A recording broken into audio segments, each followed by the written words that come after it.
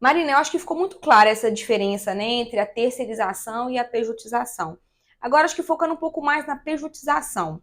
É lícito ao empregado ou empregador mudar, né, de um vínculo trabalhista para uma relação de contrato de prestação de serviço?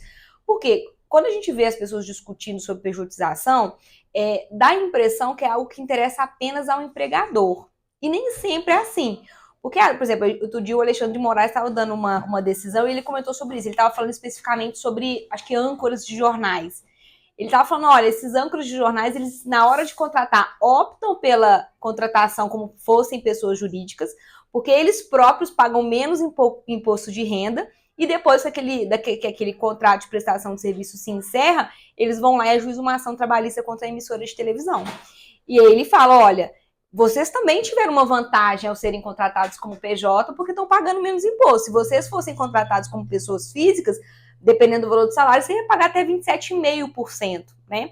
Então, assim, é um cálculo que, muitas das vezes, como a doutora pontuou, nem sempre o empregado é consultado, mas há situações em que aquilo há um comum acordo ali, é um ajuste e é uma coisa que é benéfica financeiramente para ambas as partes.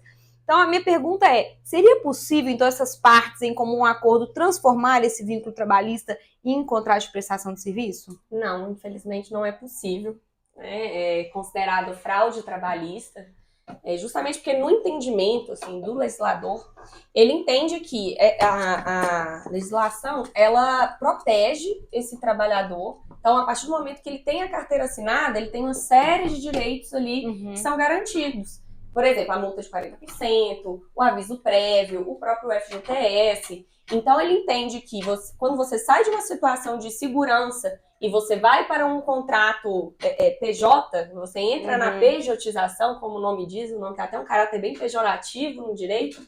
Quando você faz isso, você está retirando direitos do trabalhador, que vai prestar a mesma atividade, a mesma perfeição técnica, com a mesma quantidade de horas, às vezes recebendo menos direitos. Ele pode até receber uma remuneração maior, mas ele vai ter menos direitos. Isso também não interessa ao Estado, pois, conforme você bem destacou, o Estado vai arrecadar bem menos. Então, isso está ali na ótica do Estado. É óbvio que ele quer arrecadar mais, né? Então, tem todos esses vieses.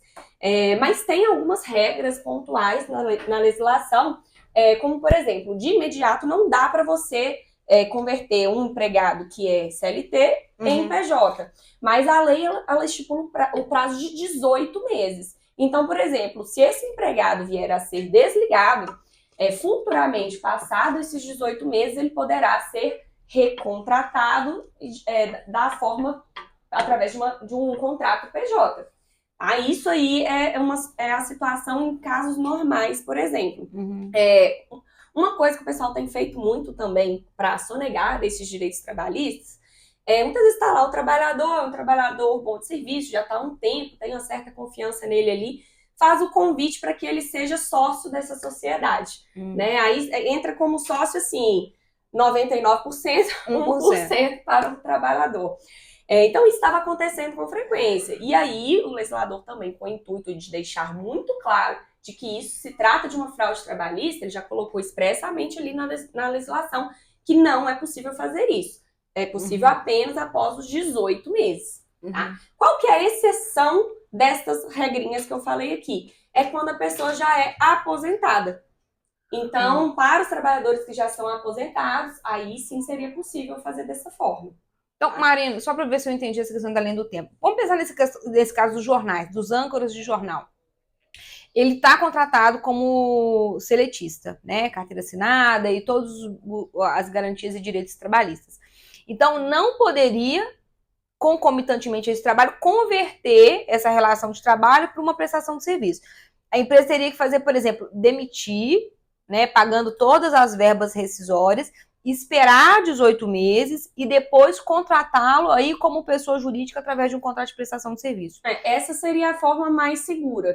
Mas está tendo um entendimento que está ganhando força também no Brasil, no sentido de que todas essas regras trabalhistas, elas existem com a finalidade de preservar um trabalhador que é hipossuficiente e que a gente entende, né, que, por exemplo, não existe pede igualdade entre empregador e empregado, Sim. seja pela diferença ali de poder econômico, talvez pela instrução. Então, existe uma hipossuficiência presumida deste trabalhador. Essa hipossuficiência presumida, ela está sendo relativizada para contratos em que a pessoa, por exemplo, ela recebe altíssimos valores, como é o caso, muitas vezes, do âncora de jornal. Então, se for respeitado todos os requisitos da legislação trabalhista, por exemplo, ter um contrato em que ambas as partes participem, que fique bom para ambas as partes, não só para o empregador, que não fique também caracterizado todos os requisitos ali previstos no artigo 2º e 3º da CLT para a configuração do vínculo de emprego. Neste caso, poderia sim ser feito um contrato. Só que isso aí quase nunca acontece.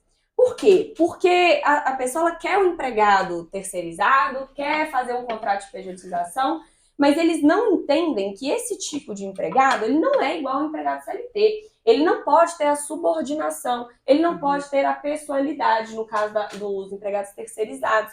Então, pegando, por exemplo, o âncora de TV, você quer que esse âncora ele esteja ali disponível para você de tal hora a tal hora. Esse âncora ele não pode subcontratar, não pode enviar outra pessoa no lugar dele. Então, quando você vai vendo, vai preenchendo todos os requisitos da relação de emprego.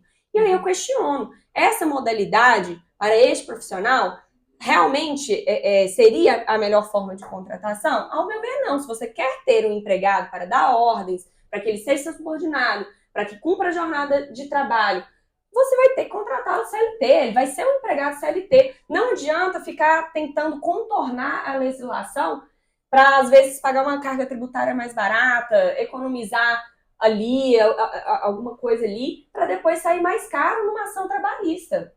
Então, eu sempre peso isso com os meus clientes para ver qual é a melhor forma de contratação. Não existe uma receita de bolo falar para a pessoa, só contrata CLT, só contrata empregado PJ, só contrata empresa terceirizada. Isso vai depender do seu ramo de atuação, do que é melhor para o seu negócio. E é por isso que um atendimento jurídico de forma personalizada para o ramo que você trabalha, para o seu próprio negócio, é muito importante.